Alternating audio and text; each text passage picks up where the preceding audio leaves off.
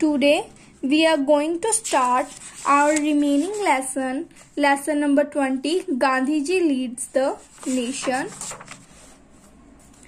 The civil disobedience movement. In 1930, Gandhiji launched a massive civil disobedience movement. 1930 के अंदर गांधी जी ने एक मैसिव सिविल डिसओबीडेंस मूवमेंट जो है वो स्टार्ट किया. He called on Indians to refuse to pay taxes, specially the tax on the salt, to the British government. इस movement के अंदर गांधी जी ने इंडियंस को टैक्स पे करने के लिए मना करने के लिए कहा. हाँ, स्पेशली कौन सा टैक्स? सॉल्ट के ऊपर जो टैक्स था वो.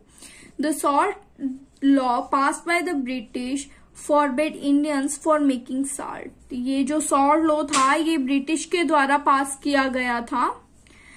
Gandhi ji decided to start the civil disobedience movement by breaking the unjust law. इस अनजस्ट लॉ को तोड़ने के लिए गांधी जी ने ये जो मूवमेंट है ये स्टार्ट किया.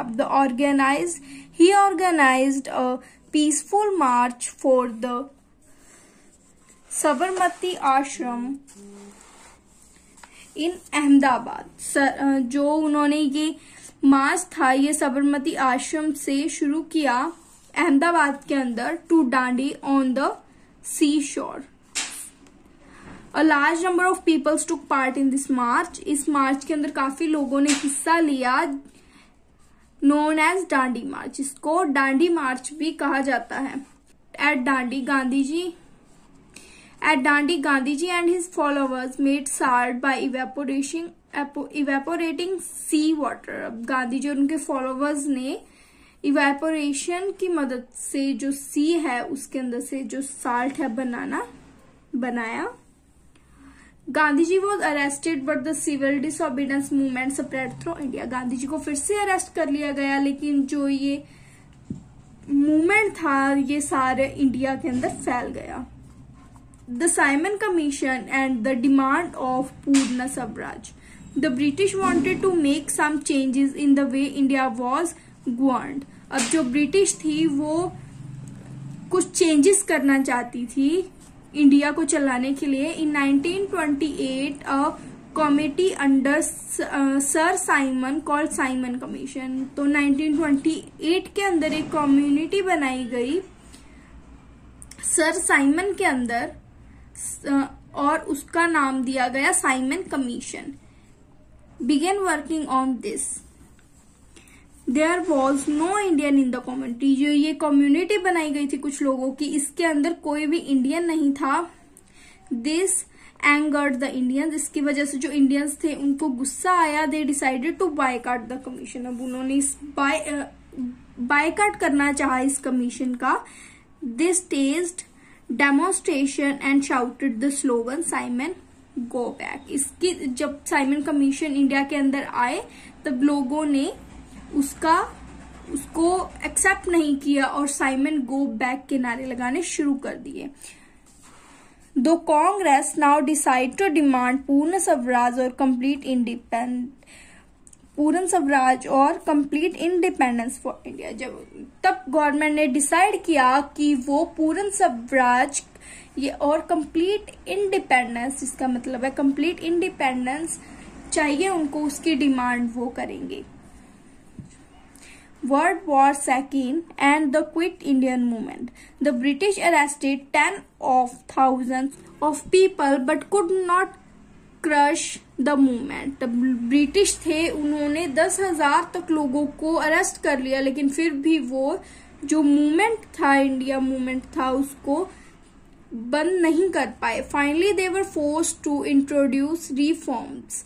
इन 1935 they pass the Government of India Act. Last के अंदर 1935 को उन्होंने गवर्नमेंट ऑफ इंडिया जो एक्ट है वो पास किया. Elections were held throughout the country. सारी कंट्री के अंदर जो इलेक्शंस थे वो करवाए गए. The Congress won in most provinces and formed government. जो कांग्रेस थी वो जीत गई, but power still remains in the hand of the British. लेकिन जो पावर थी उसके पीछे वो अभी भी ब्रिटिश के हाथ में थी. World war second broke out in 1939. जो वर्ल्ड वार है वो कब हुई? 1939 में. The British declared war on India's behalf without talking to the Indians leaders. जो ब्रिटिश है उन्होंने एक वार डिक्लेयर कर दी इंडिया के बिहाफ से, इंडिया से बात किए बिना, इंडियन लीडर से पूछे बिना।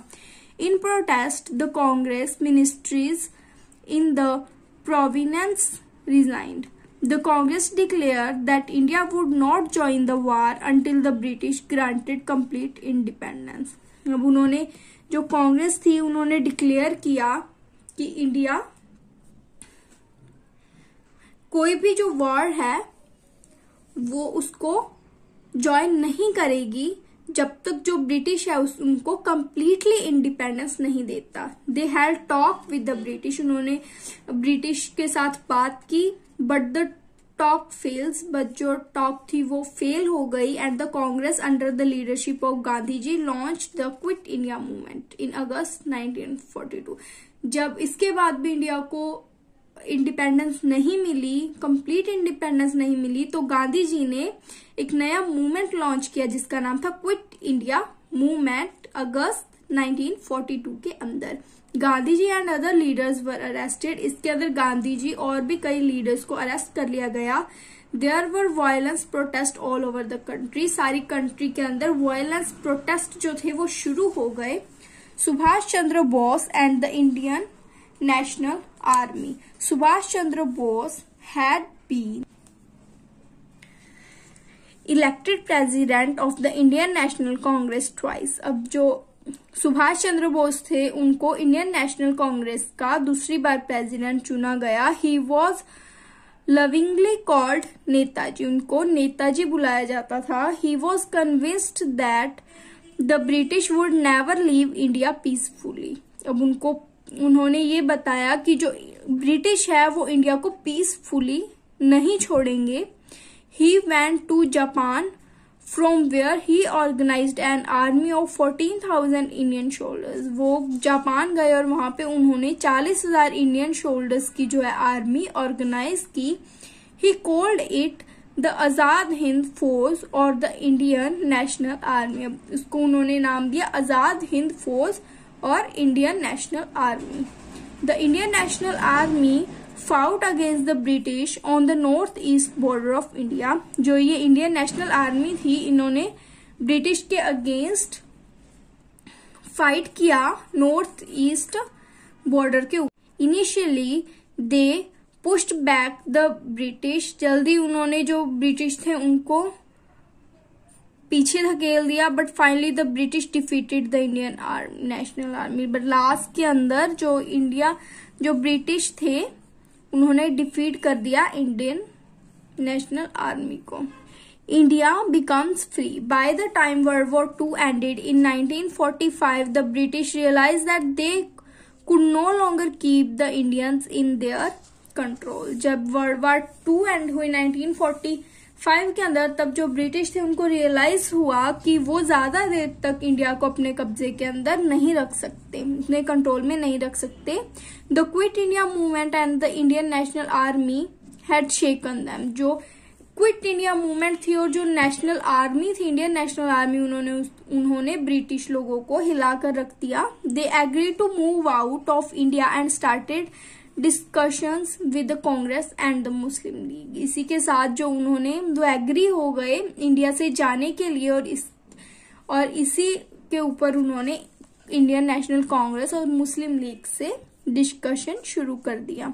The divide and rule policy of the British had been successful in dividing the Hindu and Muslim. लेकिन जो ब्रिटिश लोगों की एक पॉलिसी थी डिवाइड एंड रूल की, वो सक्सेसफुल हो गई। उन्होंने हिंदू और मुस्लिम को अलग अलग कर दिया। The Muslim League under the leadership of Mohammad Ali Jinnah demanding a separate nation from the Muslims. अब जो मुस्लिम लीग के लीडर थे मोहम्मद अली, उन्होंने डिमांड किया एक अलग नेशन का जो कि सिर्फ मुसलमानों के लिए था।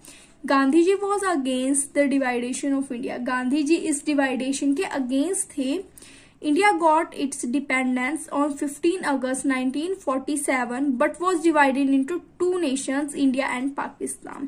जो इंडिया थी उसको फाइनली इंडिपेंडेंस मिली 15 अगस्त 1947, जो कि हम इंडिपेंडेंस डे के तौर पर मनाते हैं, लेकिन इसको दो हिस्सों के अंदर, दो नेशंस के अंदर डिवाइड कर दिया गया. First is India and second is Pakistan. Gandhi was heartbroken. His dream of a united India has been shattered. जो ड्रीम था, जो उन्होंने सोचा था कि मैं इंडिया को एक यूनाइटेड नेशन बनाऊंगा, वो उनका टूट जाता है, क्योंकि जो इंडिया है वो दो हिस्सों के अंदर डिवाइड हो गया. तो इसी के साथ हमारा आज का लेसन कंप्लीट होता है.